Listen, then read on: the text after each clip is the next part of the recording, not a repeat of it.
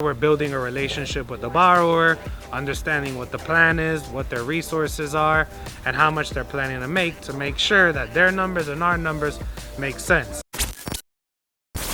So we're here at a renovation, and if I was looking at this deal as a private money lender, I kind of want to walk you through the mindset of whether we would finance this deal or not as the lender.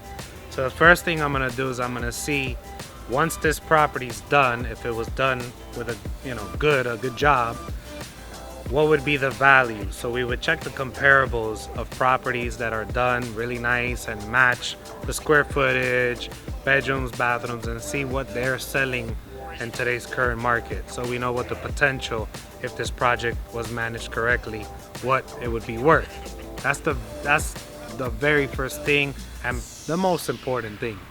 Then, depending on what the price point the person's getting at, we'd see how much space that is.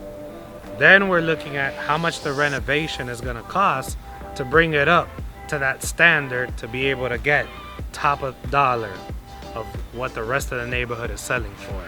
And depending on what the cost of the renovation is going to be, what the cost of the price of the property is going to be that they're getting it potentially at a discount, especially when you got to do a renovation like this, and what the value is, we're going to decide if that's enough space. And usually we're looking at no more than 70% of what the top dollar value is going to be. Anything over 70% could be a tight deal depending on how much that spread is. So that's where we're building a relationship with the borrower, understanding what the plan is, what their resources are, and how much they're planning to make sure that their numbers and our numbers make sense. We also want them to put skin in the game. So if they're at that 70% mark, we still want them to put a little bit of money on their end, and we'll put the rest of the money.